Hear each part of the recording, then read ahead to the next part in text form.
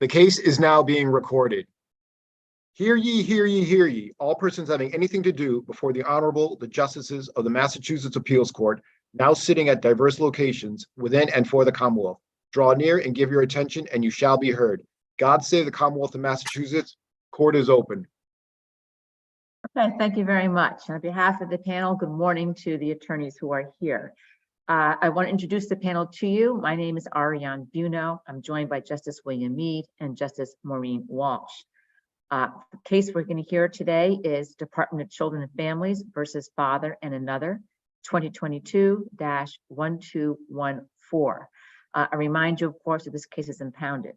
And briefly, Attorney Lowe, before you begin your argument, I just want to remind everybody here that we do have a policy regarding motions for remote arguments.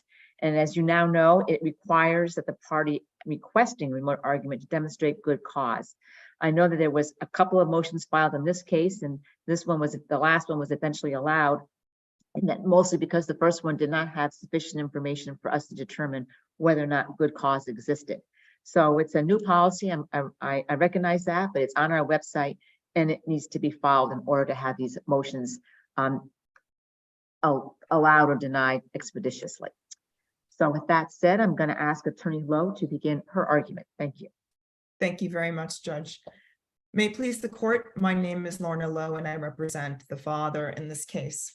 There's no question that my client has a lengthy criminal record, arrest record, a carry on which the lower court heavily relied to find unfitness.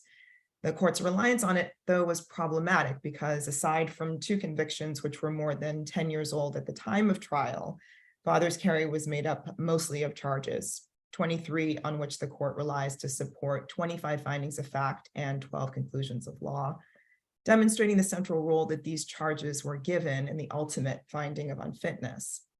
As the SJC held in Care and Protection of Frank, cited in my brief on page 14, the judge can rely on criminal convictions because convictions are probative value and are therefore relevant in a determination of unfitness, but I'm unaware of any case that says the criminal charges are probative of unfitness, I beg your pardon, and thus reliance on them to find unfitness was prejudicial error. I will focus my argument on this issue and time permitting. I'll also address the other 2 areas the court addressed to find unfitness, which were services and bonding. Father had a criminal record when DCF placed his 18-month-old daughter with him on March 1st, 2019.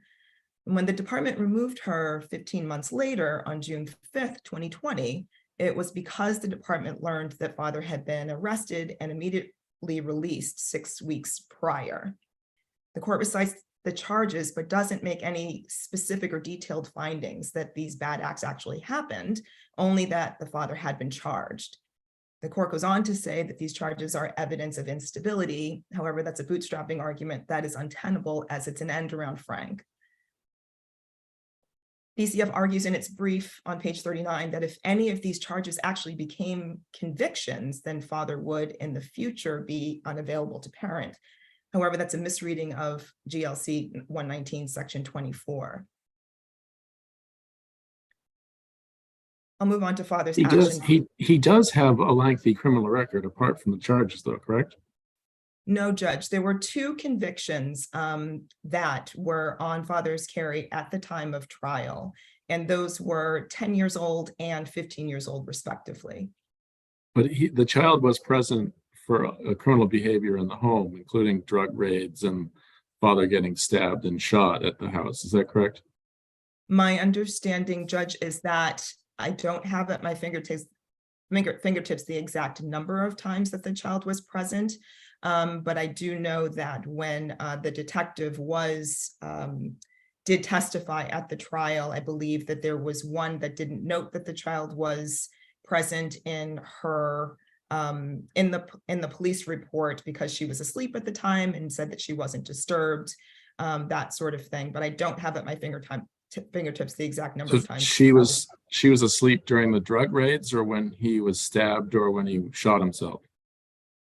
I don't believe any of those allegations were actually proven, Judge. However, I believe that that was the understanding of the police, was that he shot himself, right? I believe that was the understanding. That was a charge. I believe that was not something that was ever resolved. I'm just Well- trying to figure out when was she asleep? During the drug raids or when he I was believe shot? it was one time when the apartment was raided. The building was raided twice. He was living in an apartment building. And the first time for the first raid, I believe the raid was in the basement of the building. Where I believe there's 6 units in this building altogether. So it's not father's house, that type of thing. And so he was never charged. And then there was a second raid that was done on his apartment. I believe she was there for that. You seem to be concentrating on the judge's emphasis on criminal history, but there was also findings of fact regarding employment and housing stability. And there was a connection, was there not, between father's criminal, I'll call it behavior, because of course not some of the incidents, the gunshot stabbing, the drug raid, etc., did not necessarily result in actual convictions, but that behavior did contribute to instability with respect to housing and employment. Is that fair to say? I would respectfully disagree, Judge. There was no evidence that came in or that I'm even aware of that any of these incidences led to housing instability. I believe that he had also, in terms of employment, I believe he had also left the previous employment that he had with Atlantic Lighting before any of this actually happened. In terms of the housing, my understanding is that he's still living at the same address that he was when all of this happened. So he had been living there for years before this happened and is continuing to live there. So Was he paying his own rent at the time? I beg your pardon. He did have some financial help from his family. Weren't his siblings paying for his entire rent? He wasn't earning any money at the time, my understanding. My understanding, Judge, is that he had applied for benefits and that at least one of his siblings was helping him out financially. Counsel, can I just make sure I understand your argument? You're claiming that the judge erred in considering criminal conduct. Is that true? You're limiting the care and protection of Frank to convictions. And so if a judge were to look at a record and it was a 10-page record, 9 of those pages resulted ultimately in dismissals, but a pattern of behavior of violence or abuse. Your position here before the court is that it would be error for the court to consider that in its calculus. Actually, no, Judge, I'd respectfully disagree. I believe that the court can consider it. It's just a matter of what the court considers. What I'm arguing here is that the lower court actually conflated convictions with charges. And in Frank very, very specifically delineates the distinction between the two and says that in general, in its notes that actually, I'm sorry, not in its notes, but in the body of the decision, says that while some courts that have discussed adoption and custody have held that quote unquote specific acts of misconduct might be able to bear on character, not citing any specific cases, but then immediately in Frank, they cite Commonwealth versus Tobin, which says that evidence of wrongful behavior is inadmissible to prove character or criminal propensity. And in the very next sentence, Frank says definitively that convictions are not dispositive of unfitness, but may properly be weighed in the balance. So I think that Frank says that yes, a court can certainly consider any evidence that can come in. Certainly, trial counsel filed motions in limine to restrict certain portions of police records, the carry, police reports, that sort of thing. But we're not challenging it as clearly erroneous that the judge looked at it. So specifically, where did the judge go wrong when considering your client's criminal history? We're saying that the judge went wrong in considering and heavily weighing these charges.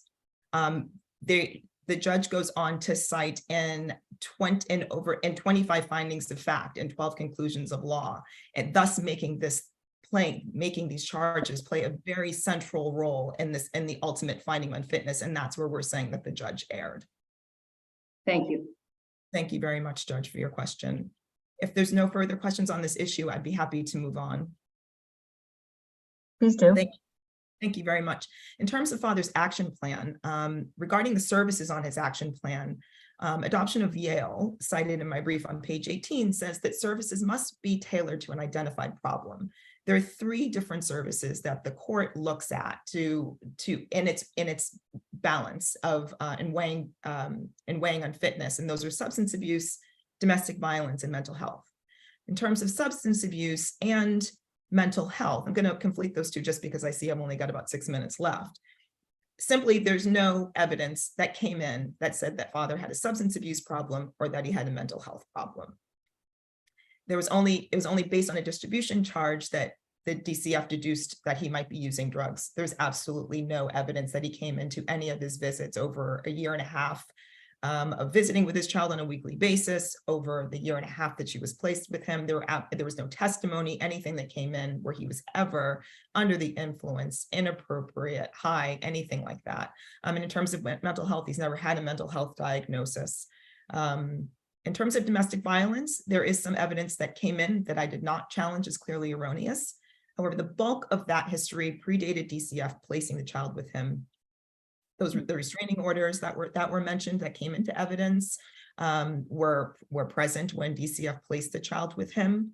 And the DCF was continuing to ask him to re-engage with a second domestic violence program while the child was placed with him, which he continued to not do. And the fact that the child was continued to be placed with him and the department didn't do anything to sort of threaten to remove her if he didn't do a second program, that sort of thing shows the department's lack of real concern about him re-engaging with domestic violence education. But wasn't there evidence that there was continued domestic violence in the house? Well, I'm glad you brought that up, Judge, because while the court does say in its findings that the court finds that some abuse occurred, those were not specific findings about any specific acts that had occurred. But it was with the partner with whom he was living at the time, who was also aiding in care of the child. Well, to your point, Judge, that's what's unclear, because the judge does not specifically say this act happened with this specific partner. The court says that it found that some domestic violence, some abuse had happened, but did not find any specific acts. I'm noticing I've got 3.5 minutes left. If I can move on to bonding, but I'm happy to answer any questions if on that issue. Thank you very much. Finally, in terms of bonding, and I'm glad I have the opportunity to get to this point, because where I'm able to finally bring out some of father's good facts, of which there are many. And in terms of bonding, critically, the judge hasn't satisfied the statute on bonding. In conclusion of Law 33, the judge does not make the required finding under subfactor 7, which requires a finding that, quote, the parent lacks the capacity to meet the special needs of the child. The lower court makes no specific finding regarding father's capacity to parent this child, and therefore does not satisfy this critical 5th prong. In finding of fact 114, the court does acknowledge that over 1.5 years of weekly supervised visits, and conceding father had missed a handful of those visits, not many, but he was doing so well and they were so positive that the DCF eventually placed this, they moved to overnight visits, placed this child with him for 15 months, and for 9 months while his daughter was placed with him, he worked cooperatively and successfully twice with a parenting mentor who was in his home, mentoring him one-on-one, observing his hands-on parenting, observing him with his daughter, which was far more practical and useful than the weekly support group of other dads like Nurturing Fathers, for instance, as DCF had recommended. The child was visible in the community. DCF complimented his home as being clean, appropriate, food, toys for the child. She was always presented as clean. There were no 51As filed by the child's pediatrician, eye doctor, the parenting mentor who was observing her at times twice per week. And he was integrating her with her extended family, her sister, cousins, friends, other relatives. He's got a number of siblings who were coming to the home, and he had help, as all parents, especially single parents, need. And that opposing counsel and the court have demerited him for having help from his girlfriend is patently unfair. as it's not a standard that we would put to a two-parent family where caretaking is probably never, ever split down the middle. In closing, had the lower court balanced evidence that was allowable by precedent in the fitness analysis, there would not have been enough to find unfitness, and father's rights wouldn't have been terminated. On that basis, we're asking that this case be remanded. If there's no further questions, I'm happy to rest on my brief and appreciate very much your time.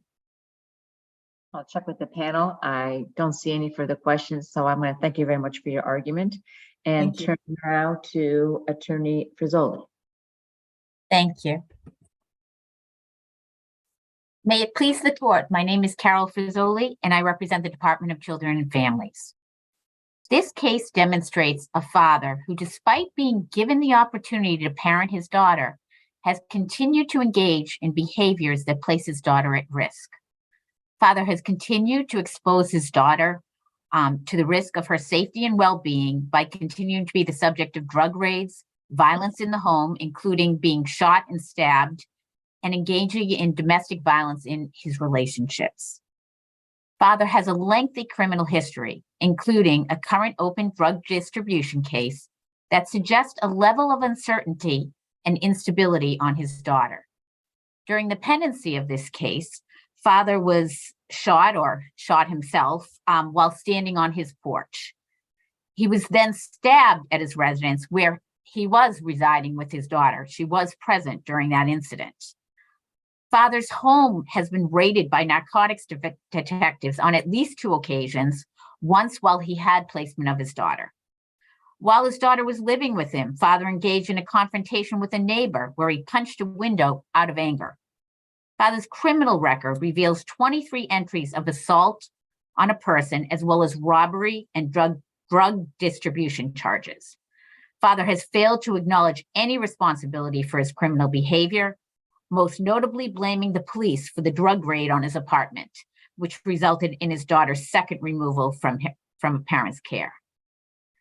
Father's criminal record indicates 34 charges, including but not limited to charging with assault and battery with a dangerous weapon, threaten to commit murder, strangulation, or suffocation on a pregnant woman, which would be the mother in this case, assault and battery on a household member. Father was the defendant in 2 209A orders, one obtained by his former girlfriend and mother of his other daughter in 2015, and the other. I may interrupt you for a moment because we're familiar with father's record, but one of the questions that's been raised here is whether or not how much weight should be given to that record in particular, because many of the things you've just mentioned, right, just recently, DCF was well aware of those occurrences before placing the child with him. So there was an evaluation at that point in any event that was again, DCF placed the child, and DCF wasn't aware of again, yes, DCF was aware of the criminal record. They were not aware of the drug raid that had happened 2 weeks prior to them placing the child. They placed the child on March 1st. 2 weeks prior, there was a drug raid on the apartment, which father did not disclose to the department, and the department was not aware of it because at that point they weren't getting criminal records. The department found out about that drug raid 2 weeks prior to the placement when father's partner at the time called the department to say father had been stabbed in the apartment while the child was living there. She'd only been there for about 2 weeks, and that, he had hospitalization and was in the hospital. She called. That's when DCF ran the father's record and found out about the drug raids, or the drug raid 2 weeks prior to placing. Again, and then the subsequent drug raid, which happened, that resulted in her removal. Again, the police did not file a 51A. It's actually noted in the findings that the department was having problems because the Fall River police at the time was not filing 51As, even though the child was present in the apartment at these times of the drug raids. So the department was only learning about this fact after the fact, during home visits or what have you. So again, that's when, so DCF was a bit behind knowing all this, but that final drug raid was the final straw where the department, and that during that investigation, the department learned that father's partner had moved out of the home in that prior February. There was allegations when they spoke to the child of that partner that there was domestic abuse in the house, that she had left. This continuing pattern of domestic abuse with these, between father and his partners at the time. So again, this is not just, and all of these findings are not challenged. So it wasn't just that the trial court emphasized, the criminal record. It was the criminal behavior compiled in addition to the domestic violence, in addition to not providing a safe and stable environment for this young child. And to go further on that, the conduct of the father continued even after the removal of his daughter. In addition to him not doing any services to address some of these parental deficiencies, refusing to do those services, his criminal behavior continued. There was a incident where he was a witness in a harassment complaint at a house. There was a second incident where he was a suspect in a stabbing outside of a convenience store. All of this was testified to by the detectives at trial. And the third there was a third drug raid on his home after the child had been removed. So this continuing criminal behavior continued, which would place this child at risk if she was returned to father. And that's what the trial court relied on. So again, besides his criminal record, the father refused to either address any of these shortcomings, what resulted in the second removal of his daughter through services. He had said, I would only do services if ordered by the court. And although the trial court acknowledged that father's visitation was very beneficial in this case, but the visitation in a supervised setting didn't outweigh all the parent deficiencies in this case, namely not providing his daughter with a safe and stable environment and continuing this criminal behavior. And again, the domestic violence with all of his partners, and while his daughter was present and living in his home. So again, the trial court properly determined that father's continuing to engage in both his criminal activity and his abusive behavior. Father has never made parenting his daughter a priority in his life, and its history of placing his own needs before hers and a long-term failure to participate in service is indicative of future unfitness and not merely temporary. With this in mind, the trial court found the father was presently unfit and terminated his parental rights. So without that, I rest on my brief, unless there's any other questions. Seeing none, no, thank you for your argument. Attorney Shokier. Good morning, Your Honors. Richard Shokier for the child. May it please the court. The child's asking this court to affirm the lower court's orders and decrees freeing her for adoption. Father's life is one of chaos and violence. There's great risk of harm to this child should she be returned to his care. And the court took preventative measures to ensure that she would not be returned to such a chaotic violent environment. Father's criminal history, though the court did rely on it heavily, just the sheer weight of the criminality demanded the court's scrutiny. He has numerous charges, convictions for crimes against the person, weapons charges, drug dealing. The drug raid that resulted in the child's removal was open at the time of trial. And there was also interrelated criminality with the relationships that he had with mother and the mother of his older child. He strangled mother to the point of her unconsciousness while she was 5 months pregnant. After that, after the child's removal, he battered his girlfriend to the point of where she left the state. And she was actually functioning as a primary caretaker for the child. The child had special needs involving early intervention services and ocular problems for which she needed routine checkups. At trial, father had no idea what anyone was talking about. It was actually the girlfriend that testified that she was taking the child to all the appointments. He couldn't even remember what she was diagnosed with.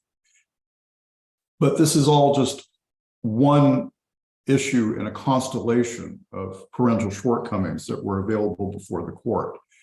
His criminality, his domestic violence with mother, the other mother, and his current girlfriend, the chaos of the stabbing and the shooting, that even though there wasn't a 51A file, the child was in the house. If I can address the issue more clearly, I believe that the stabbing took place at 2 o'clock in the morning. And since father was outside of the house and the child was sleeping, it didn't warrant a 51A. However, he continued a chaotic and violent lifestyle. After the removal, as Attorney Fazoli spoke to, there were 3 incidences, one of them where he was a suspect in stabbing. It was only not pursued because the victim refused to go forward with anything. It doesn't alleviate the fact that this happened, and these things are clearly documented in the record, and the judge was well within her discretion to rely on it. Beyond that, there was absolutely no cooperation with services, which the court made concluded that father accepted no ownership, no responsibility for any of these matters. He wouldn't even speak to the issue of him choking mother to the point of her unconsciousness. Instead, he simply just admitted that he was charged with strangulation at some point. Father cannot then use this lack of accountability and lack of failure to engage in services to throw up his hands at trial and say, there's no evidence here. He can't use his failure to engage in services as a sword and a shield at trial. More to the point, the child was present during the drug raid. And if I can clarify that issue, the drug raid took place at the early part of the morning. So everyone was sleeping when the police showed up, where they discovered cocaine on father and very large amounts of cash along with drug paraphernalia. The circumstances demanded the court's scrutiny. There is the fact that he simply refused to participate in services is also probative, as well as his criminal history, as well as his criminality currently, as well as his domestic violence and his propensity towards violence, which if I can speak to this as well, in care and protection cases, this court is well aware that the same type of propensity evidence and constitutional protections allowed for criminal clients are not recognized for care and protection parents. With this said, the child has been in her pre-adoptive home for now 3 years. And the court's order of father's post-termination and post-adoption contact satisfies her transition into her pre-adoptive home. The test of the child's best interest is both parental fitness and her best interest. They're essentially 2 sides of the same coin. So the judge was well within her discretion to order post-termination and post-adoption visits. They are not for father's benefit, but for the child's benefit as she transitions into her new home. With this said, I invite any questions, but other than that, I would rest on my brief. I don't see any questions from the panel. So you can rest on your brief. I want to thank all three of you for your arguments today. These cases are always very difficult, and we know that, and that we will give every part of the record our utmost attention, as well as to your arguments. So thank you very much. Thank you.